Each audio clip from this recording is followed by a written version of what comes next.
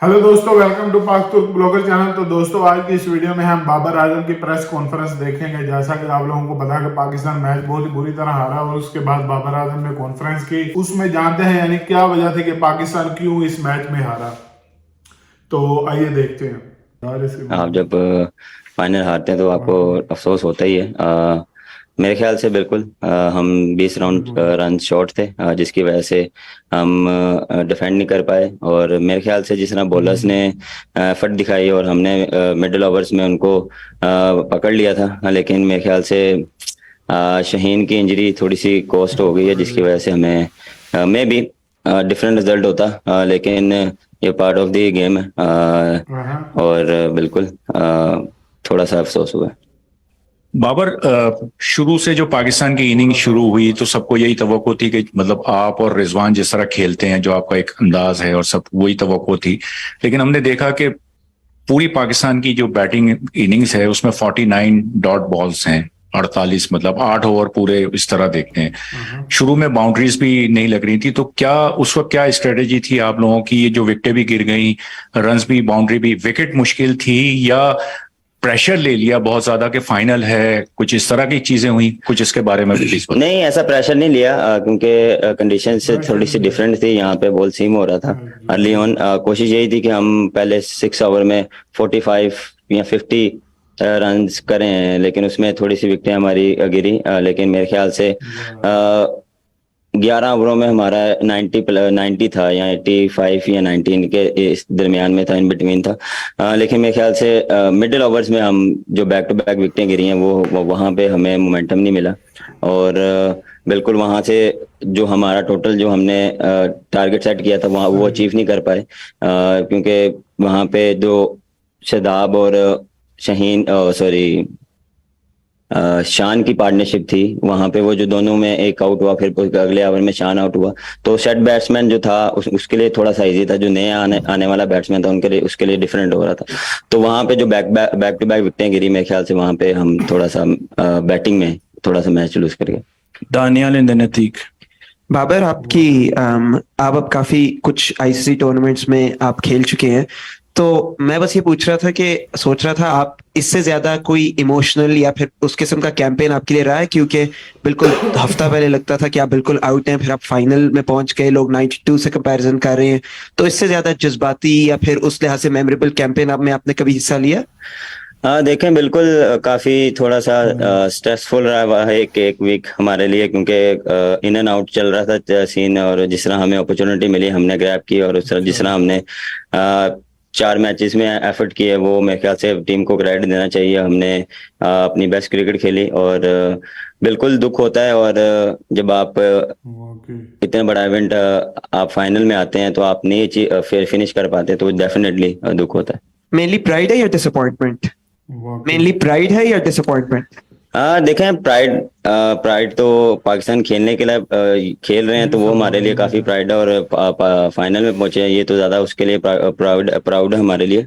जिससे दुख होता है जब आप ऐसे फिनिश नहीं कर पाए, क्योंकि हमने एशिया कप में भी ऐसे फिनिश नहीं कर पाया, तो इस चीज का हमें अंदाजा है। अतीक। बाबर, डॉट बॉल जैसे पहले भी सवाल हुआ, लेकिन ये खामी हमारी बहुत पहले से भी है। जब हम इंग्लैंड के खिलाफ होम सीरीज खेल रहे थे ये, और भी डॉट बॉल हम बहुत ज्यादा करने लगे हैं, और हमारी टीम ऐसी कि डॉट बॉल बहुत ज्यादा करे। 8 ओवर आप लगा लें कि हमने आज जाया किए। और जब शाहीन की इंजरी हुई तो इफ्तिखार की जगह हम नसीम को या वसीम को ओवर देते, नहीं ज्यादा मुनासिब। हाँ बिल्कुल, हमारा मिडिल ऑर्डर में जो डॉट बॉल का रेशियो है थोड़ा सा आज ज़्यादा हो गया, क्योंकि थोड़ा सा डिफरेंट सिचुएशन में थे। हम कोशिश करें कि पार्टनरशिप बिल्ड करें, लेकिन वहाँ पे पार्टनरशिप बिल्ड नहीं हो पाई, क्योंकि जब भी विकेट गिरती है तो नए बैट्समैन जाता है, तो उसको 2-3 बॉल लग जाते हैं सेटल डाउन होने में। तो वहाँ पे भी हमारे थोड़ा सा बैकफुट पे आए हैं एज अ बैटिंग यूनिट। हम वैसा फिनिश नहीं कर पाए जैसा हमें करना चाहिए था। दूसरी बात रही कि शहीन की इंजरी, बिल्कुल वहाँ पे नसीम के ओवर ख़त्म हो गए थे, और वसीम का अगर ओवर करते तो हमारा 2 ओवर फिर रह जाना थे। तो वहाँ पे दोनों लेफ्टी थे, तो मेरे ख्याल से ऑफ स्पिनर ज़्यादा अच्छी ऑप्शन थी उनके लिए। Faizan and then Usman. Babar, tough luck, but overall किस तरह सम अप करेंगे इस टूर्नामेंट को अपने लिए, और क्या चीजें पॉजिटिव्स लेके जा रहे हैं, टेक अवेज क्या है, और हाईज क्या रहा है इस टूर्नामेंट में पाकिस्तान के लिए? सम अप देखें, जिस तरह हमने स्टार्ट किया था हम खुद एक्सपेक्ट नहीं कर रहे थे। पहले 2 मैच हम हारे, मेरे ख्याल से पहला मैच क्लोज ही हारे, लेकिन दूसरा हम जो हारे हैं वो हमारे से एक्सपेक्ट नहीं कर रहे थे लोग, और हम भी नहीं कर रहे थे कि हम वैसा मैच हारे। लेकिन जिस तरह टीम ने कम बैक किया और जिस तरह हमें अपॉर्चुनिटी मिली, हमने उसको ग्रैब किया और उसको हमने फिनिश किया। तो ये एज अ टीम और एज अ कप्तान मुझे काफ़ी प्राउड है। जिस तरह जो टीम थी और जिस तरह तनकीद चल रही थी कि हमारा मिडिल ऑर्डर मैं और रिजवान स्ट्रगल कर रहे थे, लेकिन जिस तरह मिडिल ऑर्डर ने स्टेप अप किया और हमें मैच जिता के दिए, और जिस तरह उन्होंने एफर्ट की और इंडिविजुअल परफॉर्मेंसेस भी रही, इफ्तिखार की, शादाब की, नवाज की, हर एक ने अपना कंट्रीब्यूट किया इस टूर्नामेंट में। और फास्ट बॉलिंग और हमारी बॉलिंग ने ऑलवेज पूरे टूर्नामेंट में डोमिनेट किया। तो एज अ कप्तान मैं अपनी टीम से काफ़ी खुश हूँ। उस्मान, अच्छा बाबर, 12 ओवर्स के अंदर पाकिस्तान ने 80 प्लस स्कोर कर लिया था, उसके बाद पाकिस्तान एकदम से मोमेंटम अपना खो गया।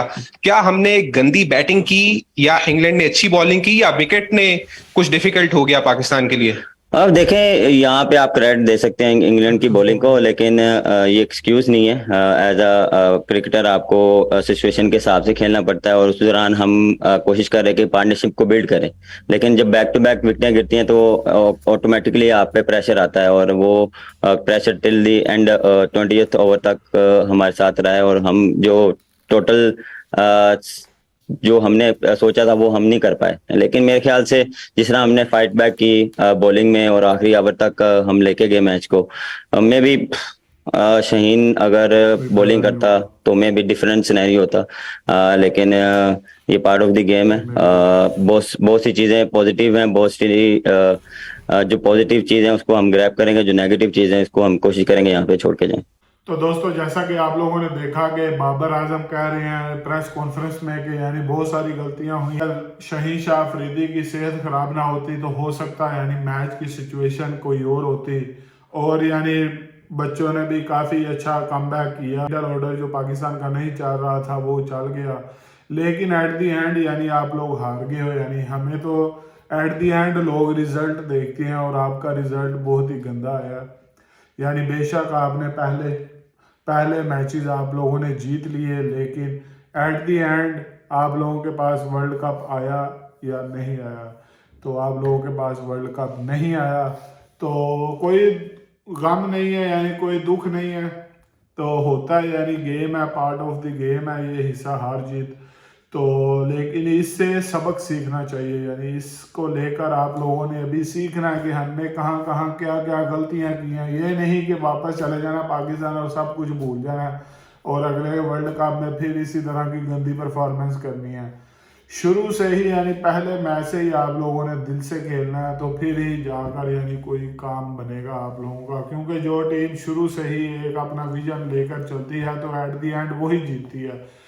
तो अभी जो टीम डिजर्व करती थी वो इंग्लैंड की टीम डिजर्व करती थी वर्ल्ड कप, तो इसलिए यानी इंग्लैंड की टीम ये वर्ल्ड कप पाकिस्तान के हाथ से छीन कर ले गई। तो दोस्तों, यानी पाकिस्तान ने भी यानी फाइट बैक की, लेकिन उसका कोई रिजल्ट नहीं निकला, तो लिहाजा इस पे अभी कोई बातचीत करने का फायदा नहीं। तो दोस्तों, आज की इस वीडियो का इख्तिताम यही करते हैं। अगर आपको हमारी वीडियोस पसंद आ रही हो तो हमारे चैनल को लाइक, शेयर, सब्सक्राइब करना मत भूलिएगा। हमें दीजिए इजाज़त। अल्लाह हाफिज़, टेक केयर, बाय बाय।